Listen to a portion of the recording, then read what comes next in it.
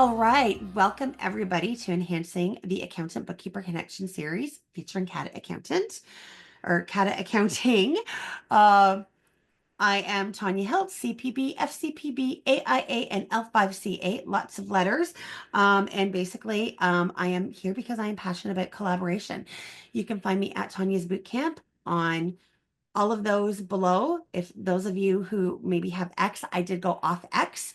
Um, I just couldn't stay on everything, and I chose to stay on things that kept me positive and happy.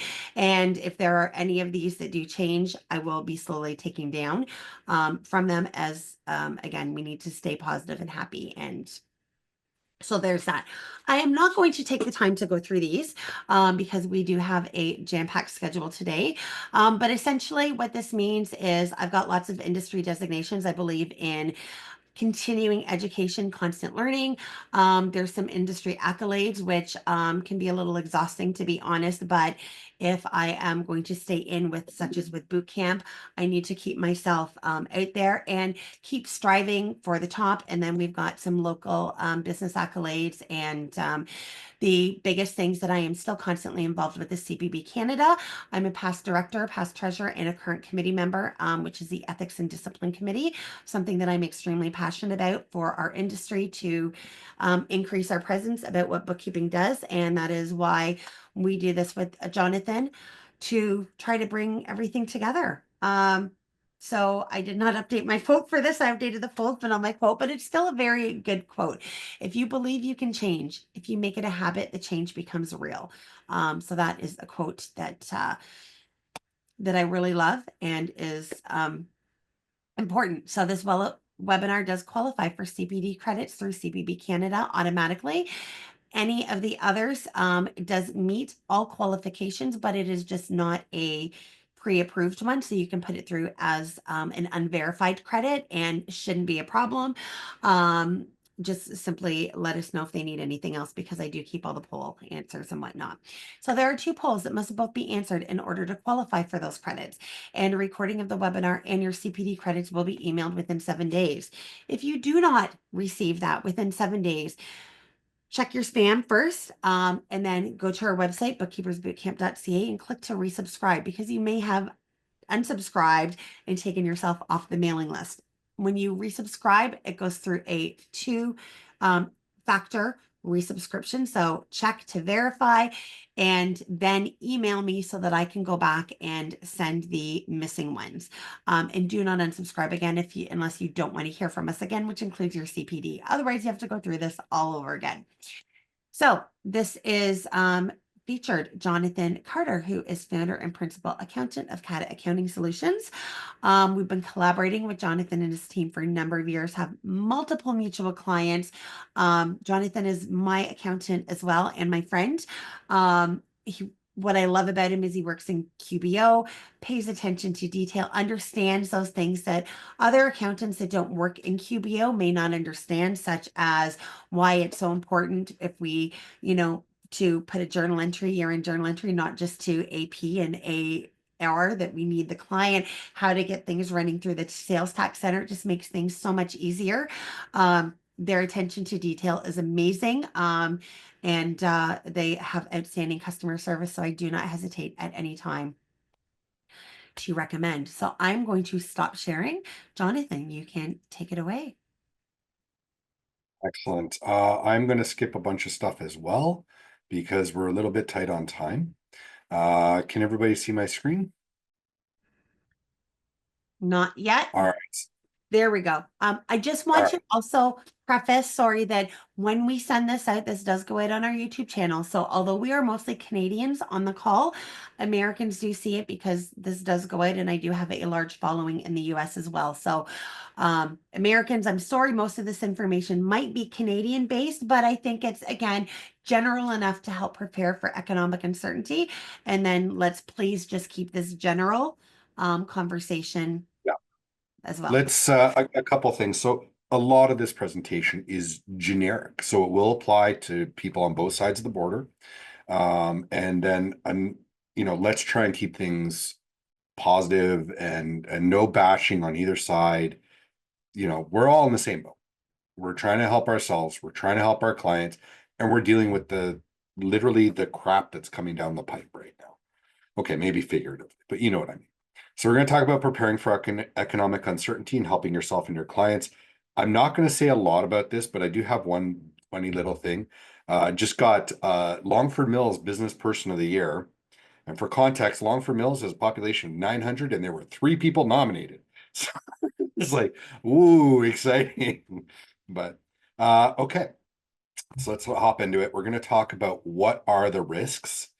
This is going to be the largest part. We're going to go over a lot of different types of risks. We're going to talk about risk appetite and what that means, evaluating risk, mitigating risks, what you can do for yourself, what you can do for your clients, and then discussion and questions. So we've got 40 minutes. We're going to start with a poll. So this is for everybody. What are you doing about the current situation of economic uncertainty? A, reevaluating your risk appetite. B, reevaluating the risks that you're taking. C, taking action to mitigate risks. Nothing, life is unpredictable, or just flat out panicking. So we'll give everybody about 30 seconds to answer that poll. Tanya can count us down when she's ready.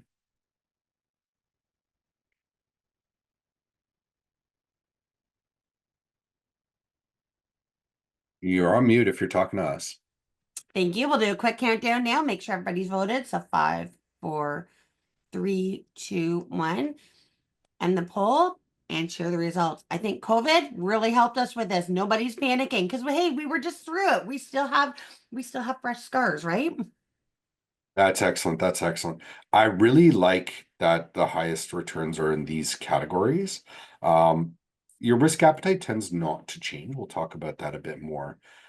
Doing nothing is a little bit dangerous, but nothing might be appropriate depending on the individual situation and context. All right, let's keep going here.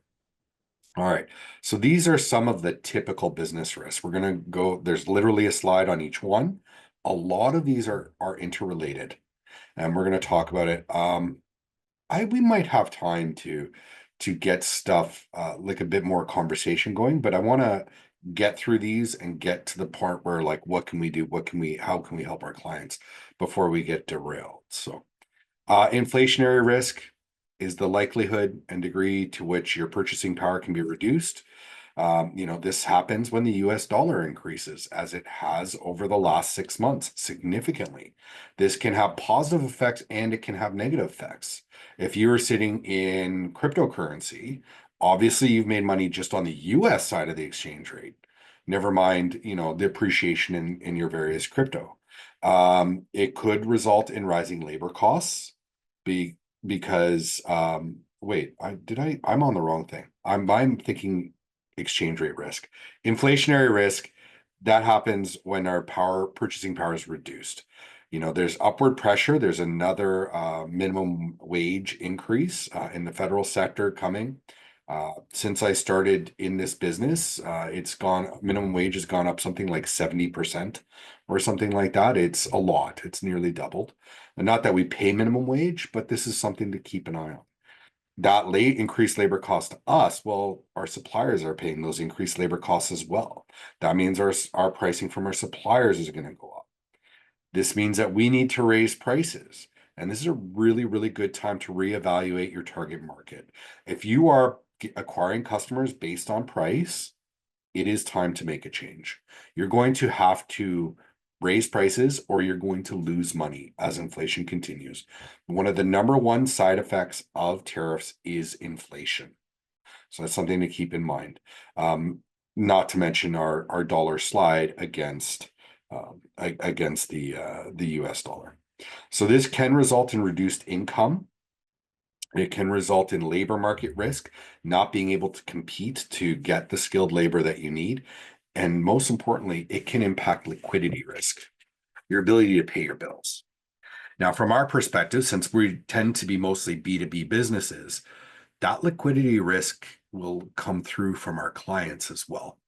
So now is a good time to investigate our clients. What industry are they in? What is their ability to pay? What do their margins look like? And if you start seeing stuff, it's survival. survival time.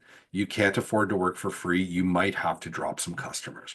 We're probably dropping 3 corporate and 2 personal customers. Uh, well, they have until the 31st to get caught up, and we've seen no motion. So we're probably dropping them almost like, probably by the end of the week. I'm going to have a phone call with them and just be like, hey, what's going on? Because we don't work for free. Well, And then we're going to take small claims because they owe us like 10 grand. Well, and What's just to up? add in here, just very quickly, because I know, again, we're trying to get through a lot. One thing that we need to be very well aware is, again, the reduced income. How many of us decided to freeze our prices through COVID because we felt bad for people and we wanted to do that, right? Lots of We're us doing that. Lots of us did. Never. We are faced with that again, and trying to catch up is just that much worse. So one thing that I spoke to one of the bookkeepers that I coach, one thing that we came up with, she said she wanted to add increased prices and give them, 90 days, whatever, a 90 days reprieve because of the tariffs and all of this. So what we talked it through, and what she's ended up doing is, I said, well, now that's now 90 days before you're increasing the rates. What happens if you forget? Then when you go to increase them at the regular time of the year, they'll be like, well, you just increased my rate. So what we ended up doing is she was hitting the one she was hitting with a 20% increase plus, because she didn't increase through COVID, she is giving them again a 90-day reprieve. But what she's done is her invoice is going to be for the full amount on the date their increase would take effect. And then she's adding a discretionary 90-day discount of a little bit less of a percentage. So that way it goes out. So that way her increases can take effect. She's not pushing that off. She's able to do the balance. But we've also worked at a target because you can't do that for everybody. So she's allowed And you're going to 10, lose customer. yeah. It's going to Well, happen. You're going to, and this is where uh, it's really important. Look at how much you're actually making on clients, because she had said, I can't afford to increase their rate. She came back to me, and 5 of them she was actually losing money. And it took 3 times, 3 different ways of me saying it to her, to say basically, you may as well write them a check. You collect $500 a month for them, but you're paying out $750. You may as well write them a check for $250 every single month. So look at that. Look at what you're making for each client instead of just assuming you're making money. Actually, look at it. yeah, very, very important. I'm going to keep pushing through. So labor market risk, very closely related to inflationary risk. This has to do with, labor supply and labor cost. We definitely have skills gaps in Canada right now in our industry. So I expect there to be an increase in the cost of labor domestically. This is an opportunity. This might be an opportunity to consider offshoring. But when you're offshoring, you're going to try and negotiate off of the US dollar being the currency of exchange. Because the US dollar, I think it's highly likely that the US dollar will continue to rise against the Canadian dollar. Might have gone most of the way already, but I'm not sure. I would advise you to get things more stabilized and avoid that exchange rate risk. All right. The labor market risk, of course, can create operational risk as you either lose talent or fail to attract talent that can do the job that you need to do. It can result in legal risks if you are violating your provincial labor law, and of course, inefficiency, which tends to suck the owner's time away and inhibits our growth. So these things we're going to talk a lot more about as we go. Well, the operational risk and the legal risk, because there are things that you can do about both. So exchange rate risk doesn't directly impact all businesses, but indirectly impacts all businesses, right? If you're buying from Intuit, Intuit is an American company. They have a Canadian subsidiary, but they're an American company. Their main costs are in US dollars. As the exchange rate goes, they're probably going to want to increase prices even more in the Canadian market than they have historically. They're also in a price setting position where they can really do whatever they want to do. There's a serious gap in the market right now for a cloud-based accounting software that is more appropriate for small business and works than QuickBooks essentially having an oligopoly position between QuickBooks, and you're either going to go up to NetSuite, or maybe you're going to look at Zero or something along those lines. But that exchange rate, don't kid yourself, that's impacting us, and it's going to continue to impact us. Essentially, we're going to have more expensive costs. This could be helpful if you're selling into the States, or if your clients are selling into the States.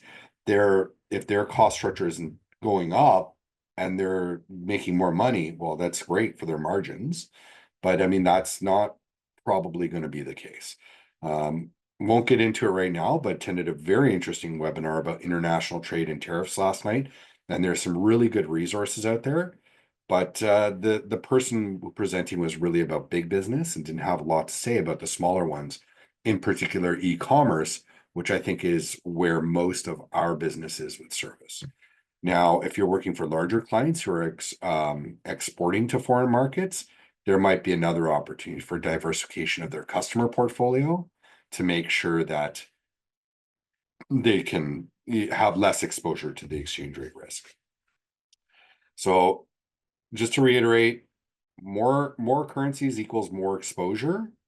And even if you don't have direct exposure, your customers and suppliers will. So that will flow through into you. Now, having more exposure is not necessarily the worst thing. There could be kind of an equalization or a hedging there because of diversification. But if you're 100%, it's just the US dollar, that could be a problem for you. Interest rate risk. So for most businesses, I'm not going to get into the real details about this because this can go really, really deep. But for most businesses, particularly in the kinds that we deal with, it all has to do with the cost of borrowing. So higher borrowing costs require better financial evaluations in order to qualify with lenders. Lenders are going to tighten up their requirements and their underwriting, and they're going to be less amiable to people who have questionable financials. So really helping, I mean, we should be doing this on an ongoing basis, but helping your clients have better financial results can help them get the money when they need it. It is advisable to get the credit when you don't need the credit, because when you need the credit, it's harder to get the credit.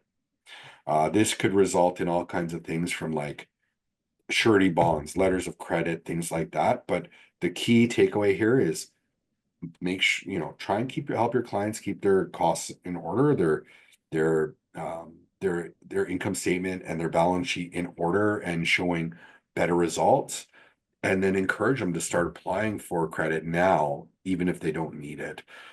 Beware of some products. There are products out there that, oh, we'll give you a $15,000 line of credit, which is peanuts for most businesses, but it's going to cost you $600 a year in fees.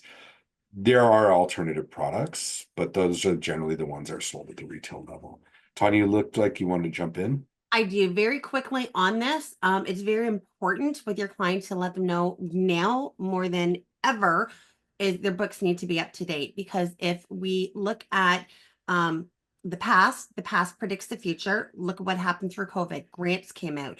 We know, again, our Canadian government is already talking, and I am staying very closely updated on all of this. So make sure that you guys, I think everybody here signed up for the newsletters. In Canada, I'll be making sure that they get sent out, just like through COVID. What is available? We are expecting, so there has been discussions. BDC has already opened up to be able to get more people that are impacting. So we are expecting those industries that are being impacted by trades. There are going to be more opportunities available to them. It is again expected to be more opportunities, whether it be way in grants or loans or anything, but their books will need to be up to date to be able to qualify, because it may not be, oh, here's for everybody. It may be that there's only a set amount. So the first several are the ones to get it. So just keep that in mind. I'm going to talk more about that when we get into what we can do for our clients. I'm just going to push through these risks. So credit risk, this is super important for us right now. The most impacted businesses from economic uncertainty are small businesses. Most of our clients are small businesses. Can they continue to pay the bill? Or are they going to collapse and you're going to get stuck holding the bag? Do you want to take the risk with those clients? right? That's a really important thing. Some things that I would recommend doing is when you onboard a client or when you're considering onboarding a client, have a look at their AP, have a look at how they're paying their bills, have a look at their AR and how long that's extending, have a look at their sales trends to see if you think that there's the possibility that they continue going. Have a look at the industry. Is this an industry that's going to be heavily impacted, lightly impacted, or the reverse? Have a look at their CRA portal and see if they owe money. Because there's nothing worse than, oh yeah, no problem, no problem, no problem. And the CRA freezes the bank account. Now they can't pay anybody because CRA just stripped all the money out of it. So that's something that can happen if people are delinquent. It's more important right now to protect yourself than to serve others. That is, I hate to sound that way because I love saying yes. I love to help people. That's why I do what we do. But you got to protect yourself. You have to pay your bills, and you have to do that. You have to make sure you get paid. So another way, and we'll talk about this more later on, is you can help your clients start evaluating these things. Evaluate the diversity of their customer base. If they're selling 80% to one customer, and that customer gets heavily impacted by these situations, their business could go belly up overnight. So these are some of the deeper things that we can dig in, provide some value add. And I mean, it doesn't have to take a long time. It can just be like, sales by customer report, have a look and be like, hey, let's talk about this customer for a minute and see where things are. So this is impacted by inflationary risk, liquidity risk, very, very closely related, economic growth rates, and operational risks. So, that operational risk could be things like delayed collections or things like that. When the economy goes down, small businesses tend to suffer the most. Large businesses often have a war chest set up, and we'll talk about that a bit. So liquidity risk is the ability for a business to meet its short-term financial obligations. This is a great place to use KPIs, very simple ones like the asset test ratio, the current ratio. I'm assuming that everybody knows what they are, but if you don't, write that down and we'll talk about that at the end. So this is why cash flow monitoring is so important. And it's unfortunate that a lot of businesses don't really want to pay for that. They're just looking at their bank account and seeing if they have the money, but they're not looking at forecasting. They're not looking at budgeting. They're not looking at what's going to happen tomorrow. They're just trying to get through the day. These are the businesses that are going to be more at risk than the businesses that are forward looking. However, if they're up to date and they're kind of looking at the now, they're going to be less risk than those who have no idea where they stand, who are months behind on their books. Consider the assets that they hold and how liquid they are. Like, so if there's a problem, can those assets be converted to cash? If, for instance, we have some clients who created a buffer and they put an emergency fund, and some of them were silly. I don't know why you would do this, but they put them into locked up GICs instead of cashable GICs. And so that if they do ever hit a problem, they can use that to secure a loan, but it's going to take a lot longer for them to get the money than just cashing in the GIC and getting the money, right? Plus their little bit of interest. Also, you're going to have to look at how critical are the assets to business operations. Are they things that can actually be liquidated in order to pay for things? This is probably the most important risk for small business. Alan, you look like you want to say something, but you're on mute. No, you're okay. I just ate a croissant and I'm smacking my Ah. so sorry. I hope it was a good croissant. Now I want a croissant. Thanks. It was very good. Karen has a great source in Calgary. So supply chain issues, of course, this is headline news right now, the Trump tariffs. Can you get what you need when you need it? I know that through COVID, a lot of the trend pre-COVID was just in time inventory. So you order stuff, it shows up at your door like the day you need it, the day before you need it, things like that. Now we have tariffs getting in the way. We have extra red tape getting in the way at the border. Maybe a bit, you have to be a less aggressive on the just-in-time inventory and more leaning towards bulk orders. There can be bulk order discounts. Yes, it requires a lot more money. I think I told everybody the example, the Pokemon cards the other day. They showed up to pick up their order and there's $1 million US tariff bill that they had to pay before they could leave with their order. Like those kind of things can be really impactful, but there's more analysis decision support that can be done here. Um, do you have exclusive relationships with suppliers? Should you diversify? Legally, can you? Have reliance on one supplier is just as risky as reliance on one customer. So that's something that's very important to do. I would advocate for a moderate degree of diversification, just to make sure that you can get what you need when you need. So if there is an interruption in the supply chain, this can result in things like temporary layoffs, or worse, having to pay for labor that's idle. Okay, maybe that's not worse, but that sounded really harsh. It can definitely affect operational and liquidity risks, and it can even result in legal consequences if you fail to deliver product when you've promised to deliver it by. So these are some things to keep in mind and start hedging, mainly looking at these two key questions or these three key questions. Can you get what you need when you need it? Should you diversify your supplier relationships, and evaluating just-in-time inventory with bulk ordering? So regulatory and legal risks, I mean, this is headline news as well. We not only have the tariffs that we're talking about, but we also have, essentially complete disrespect of due process happening in some cases. There have been reports of all kinds of different things happening. I'm not going to get into the details of them, but keeping up to date is important. I really don't like watching the news or listening to the news, but I have gone back to my habit of listening to the news every morning from the night before, because it's hard to prepare for things that you don't know if they're going to happen, or if it's going to happen today and then be reversed tomorrow. I'm sure we're all happy about the removal of the capital gains inclusion rate, and probably quite excited about the election that's beginning now. But this is going to be very important. As a business, we try to stay out of politics.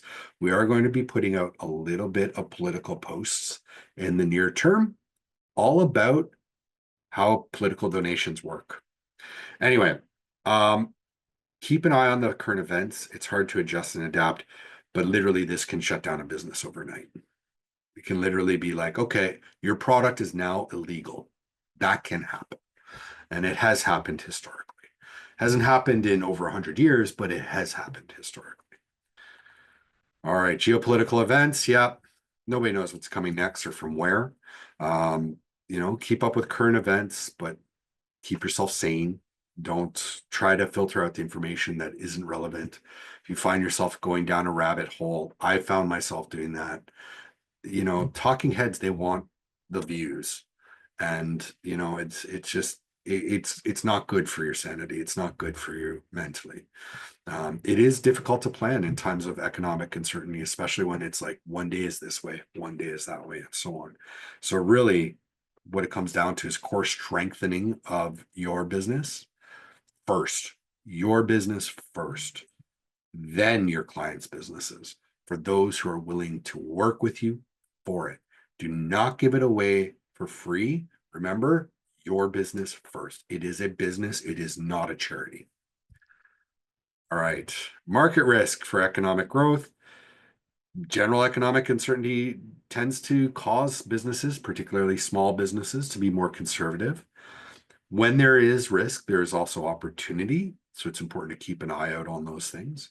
And again, the most impacted are small businesses. The market risk can be affected by inflationary risk, exchange risk, interest rate, liquidity, supply chain, geopolitical, legal, and regulatory risks.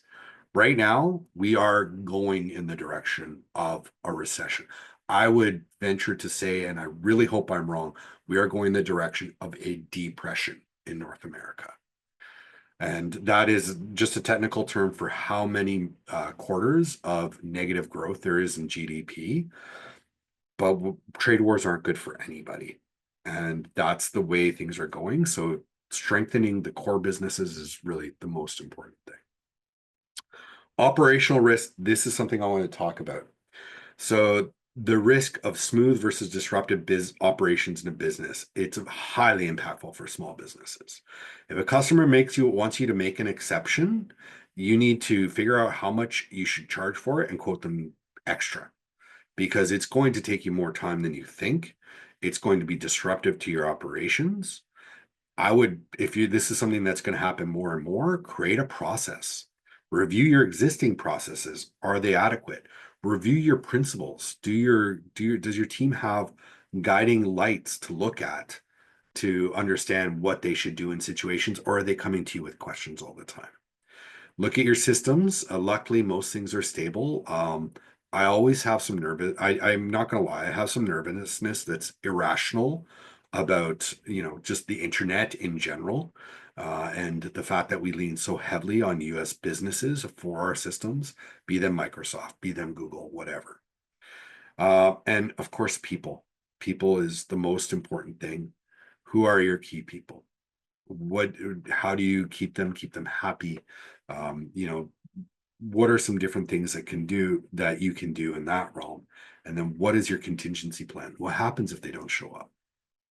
What happens if, Sandra goes on vacation to Florida and gets stopped and detained at the border and deported to Venezuela because the Trump government doesn't know what the hell's going on, right?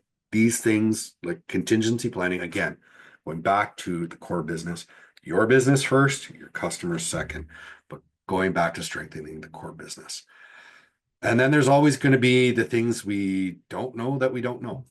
Some we do, like the technological risks of AI and machine learning. These, I think, the people on this call are embracing and are learning about and trying to do what they can to work with these tools to make them a part of their business. And of course, a competitive risk. There's a long push by large companies such as Intuit to make bookkeeping a commodity. And we know that you cannot use the same tech stack for every single customer out there. We know that you cannot just make everything standardized 100%, completely done by machines. And, there never has to be human involvement in there. And that's the push from some directions. I think it's going to become more of a push, particularly south of the border, where accrual accounting is not as important. But keep in mind of these things. And this could be happening in other situations too, right? And with your customers, for instance, right? Um, we are a service industry, but we face things like, well, I mean, Bookkeep's gone now, but QBO Live, we face those kind of competitions. And yeah, the quality might be way less, and let's let them take the bottom end of the market. And then we're gonna have to deal with the cleanups and the messes that come out of that, but let's let them do that. All right, talk like mad. Before we continue, were there any risks that anybody wanted to delve into for a quick moment? Any comments? Or should we just keep pushing through? We've only got about 4 slides left until our next poll. So I'm seeing nothing, so I'm going to keep pushing. I see some chat stuff. So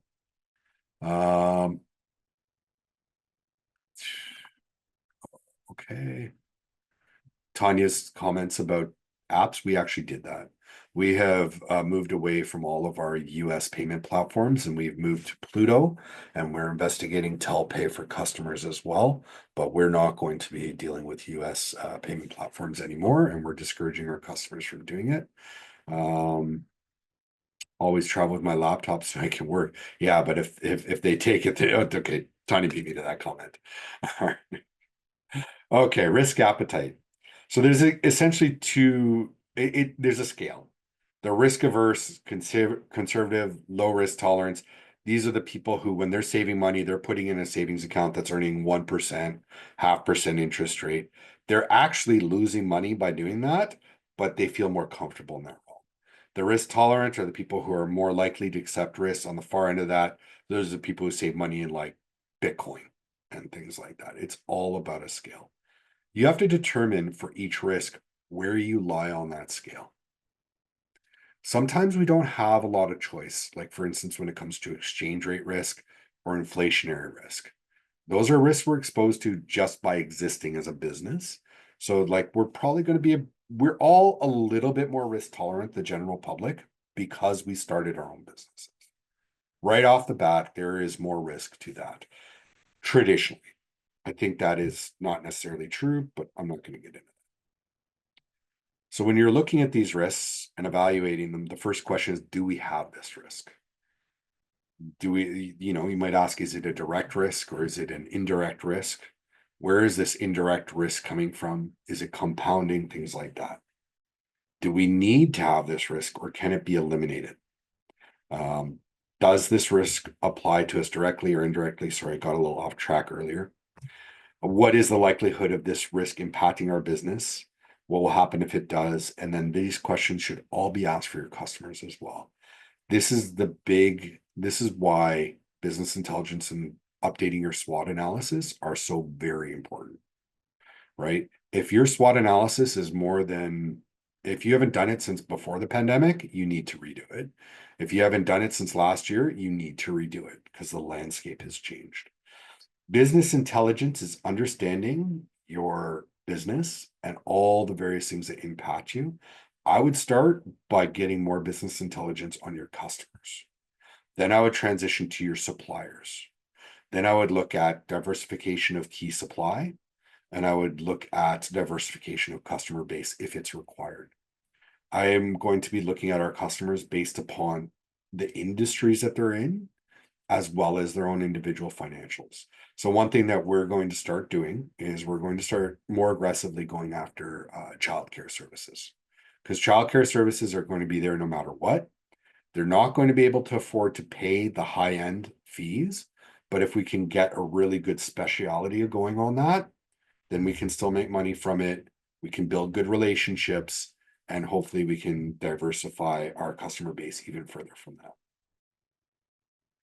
Mitigating risks. Some key tools include updating your SWOT. Just mentioned that. Pay attention to what it tells you. Let's have a talk about that. Actually, let's talk about this in May. Let's talk about like industry-wide, nationwide, our SWOT. And let's have a look at that. It's not till the end of May, so we should have some time to work on it post-tax season. Undergo a risk mapping exercise. Figure out what your risks are facing and where they're coming from. And why are you taking those risks? Are they things that can be eliminated completely or mitigated? How do we do that?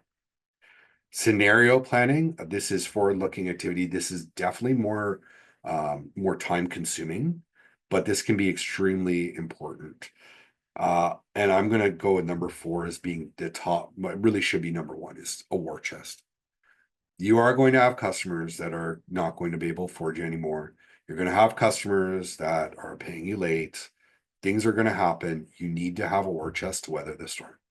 So, all right. So what can you do for yourself? Again, we're going to go back to those same things. Update your SWOT analysis. Review your customer profile and evaluation of potential customers. Looking at their credit worthiness, for instance, how far behind are they on their taxes? How much do they currently owe CRA? What's on their balance sheet? How up to date are the books? Those kind of questions.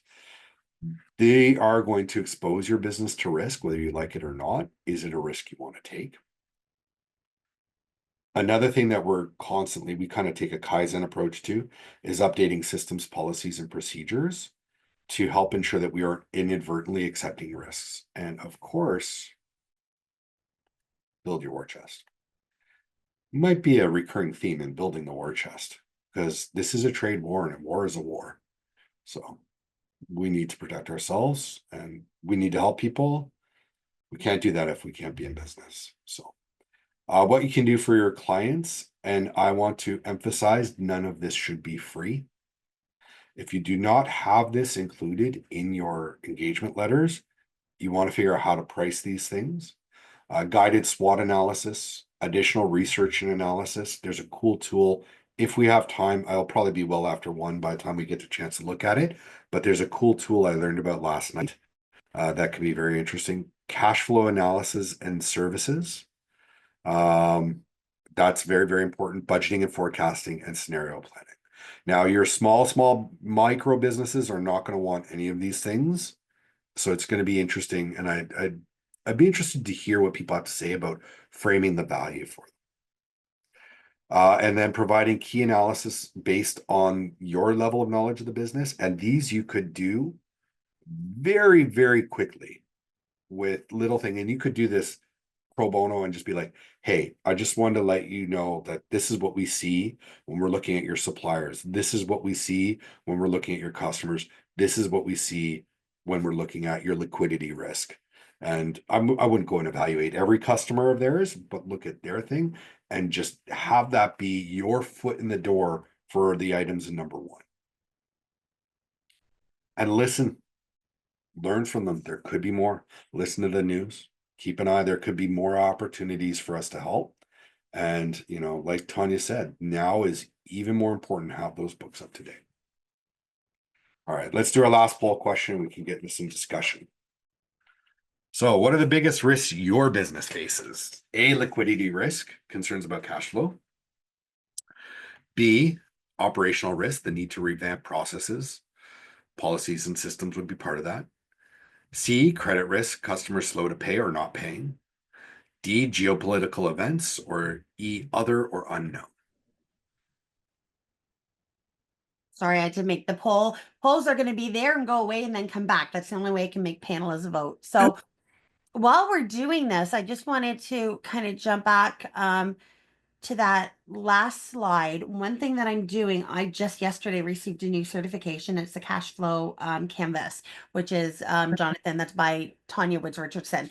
I love it. It's the in between of her one and then the financially fierce that I did.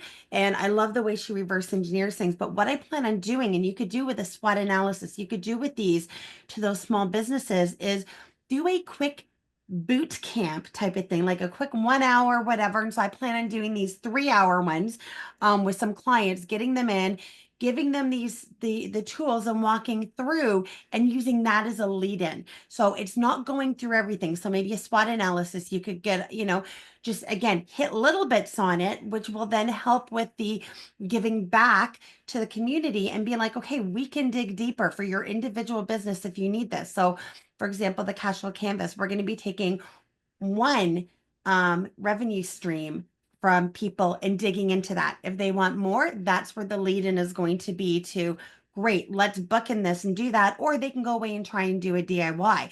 But you could do things with everything that was on your last page. If you did something and just kind of found a way to keep it general, it's an hour of your time. Consider that marketing. You're going to give some people the DIY stuff to be able to do it themselves and help the economy just by doing that. And that's going to be the lead in to other people to book those calls, those accountability calls, or those let's do it, let's do a deep dive for a SWOT analysis. Just food for thought. Like, I get what you're saying. I like the idea of doing a boot camp style, like getting everybody in one webinar and spending an hour doing it and getting them to like go away and do it on their own and think about stuff because they're probably going to come back with tangible questions. Exactly. The reason I was looking at this as like kind of a loss leader or a freebie at the beginning is supply chain risk. I mean, it's essentially looking at one report and then determining what are the key supplies coming from those suppliers are most reliant on. And credit risk exposure is very similar, but from the other side. Yep. Liquidity risk, I would only look at their business and just be like, hey, like this is what your ratio is. If this person if it continues to be late to pay, this could mean you can't pay your bills, which means, Well, which means. And and I this mean, is don't spend more than where hour on it, each customer, but this could be something that leads to thousands of dollars in afterwork. Okay, sorry. One sec. Shannon, you couldn't answer the poll. Could you answer it when I relaunched it? And if not, put your answer in the chat, please. Because I've already closed the Yeah, poll. I did eventually get it. Thank you. Okay, perfect. Okay, great. But yeah, so just to add to this, so Jonathan, is that's it. You do a boot camp style of something at the top to lead into the bottom, the one-on-one on the bottom, right? Or the top of the one-on-one. Because you're right, the key analysis of their business, that's something that you couldn't do in a big boot camp style like hour or something like that. But definitely the lead in so that you can show your stuff because I can guarantee you right now, business coaches are going to be the ones that are going to have their businesses increase with those people that can afford to pay that. And we have that knowledge and we have those tools and we have those experiences to be able to help clients with a lot of what they're looking for. Maybe not everything, but absolutely. So there's the poll results anyway. Create additional consulting opportunities, but more importantly, trust and in stickiness in the relationship. So Exactly. that they know that, hey, you're looking at them, you're thinking about them. You Yeah. have additional, there's going to be a lot of customers who ignore those emails. if you send them an email about like those items in number 2. But there's Yeah. going to be some who see this and go, oh, geez, I didn't think about that. And then you could send a follow-up and say, hey, like these are some of the things that we can do to help starting in, May 2nd or whatever it might be. Well, Right. and if you don't have anything like I've taken the Mentor Plus program through Jeannie Whitehouse where I have a lot of these tools to use. I've just finished the cash flow canvas, so I have these, but we have AI today and use ChatGPT or Perplexity or whatever it is that you use and say, hey, I am, an accountant. I'm a bookkeeper. My client needs to, again, be very general with it. How could I go through? And it will give you step by step by step what you could do in a meeting with clients and to look at their credit risk exposure, their liquidity risk, their supply chain risk. It will give you instructions that you can follow, and the rest of it you can move from there by listening, learning, and expanding on those topics or those discussions with the client. So we I can do know that here today. we've been playing a lot more with integrated Gemini in our Google Workspace, and it can do stuff if you teach it what to do. Mhm. I don't know about Copilot, but I know, like, for instance, if I had a balance sheet up and I said, this is how you calculate the ratio. What is the ratio? What is, the acid test ratio for this business? And then, maybe we put all the balance sheets for all our customers in. What are the acid test ratios? Those kind of things.